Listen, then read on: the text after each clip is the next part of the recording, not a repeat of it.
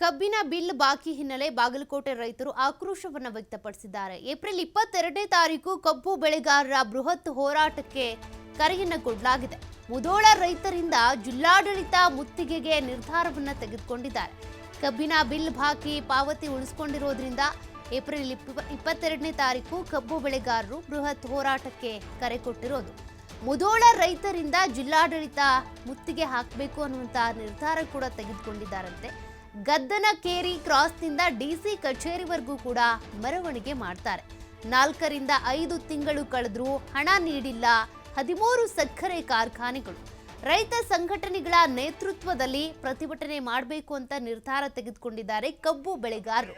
April 22ರಂದು Bagalkot ಜಿಲ್ಲಾಡಳಿತದ ಮುತ್ತಿಗೆಗೆ ನಿರ್ಧಾರ ತೆಗೆದುಕೊಂಡಿರೋದು.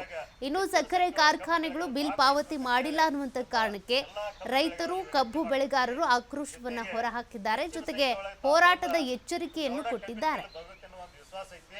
ಈಗ 4 ತಿಂಗಳ ಇವತ್ತ ಕಬ್ಬು ಕಳಿಸಿ 22ನೇ ತಾರೀಕಿನ ದಿವಸ ಬಾಗಲಕೋಟೆ ಜಿಲ್ಲೆ ಒಳಗೆ ಬಾಗಲಕೋಟೆ ಜಿಲ್ಲಾಧಿಕಾರಿ ಕಚೇರಿ ಮುಂದೆ ರೈತರ ಬೃಹತ್ ಪ್ರತಿಭಟನೆ ಐತಿ. ಯಾವ ಕಾರಣಕ್ಕೆ ಅಂದ್ರೆ ಕಬ್ಬು ಕಳಿಸಿ 4 ತಿಂಗಳಾಗ್ಯಾವು, 3 ತಿಂಗಳಾಯ್ತು, ಇವತ್ತಿಗೆ ಇನ್ನೂ ಕಬ್ಬಿನ ಬಿಲ್ ಬಂದಿಲ್ಲ. ಅನೇಕ ಜನ ಕಾರ್ಖಾನೆ ಮಾಲೀಕರು ರೈತರು ಕಬ್ಬಿನ ಬಿಲ್ ಬಾಕಿ ಇಟ್ಕೊಂಡದ ಮತ್ತು ಹಳಿ ಬಾಕಿನ 63 ರೂಪಾಯಿ ಬಾಕಿ ಉಳಿದೈತಿ.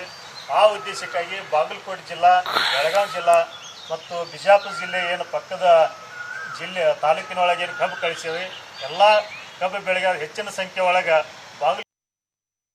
ಬಾಗಲಕೋಟೆ ಜಿಲ್ಲೆ ಎಲ್ಲ ಕಾರ್ಖಾನೆಗಳು ಕಬ್ಬು ಪೂರೈಕೆ ಮಾಡಿರ್ತಕ್ಕಂಥ ರೈತರು, ಎಲ್ಲ ರೈತರು ಕಾರ್ಖಾನೆಗೆ ಕಬ್ಬು ಪೂರೈಕೆ ಮಾಡಿರ್ತಕ್ಕಂಥ ಎಲ್ಲ ರೈತರು ನಾಳೆ ಮಂಗಳವಾರ 22ನೇ ತಾರೀಕಿನ ದಿವಸ ಜಿಲ್ಲಾಧಿಕಾರಿ ಕಚೇರಿ ಮುತ್ತಿಗೆ ಹಾಕಬೇಕಾಗತ್ತೆ. ಅದಕ್ಕೆ ದಯವಿಟ್ಟು ಎಲ್ಲ ರೈತರು ತಪ್ಪಿಸದೆ ಬರಬೇಕು.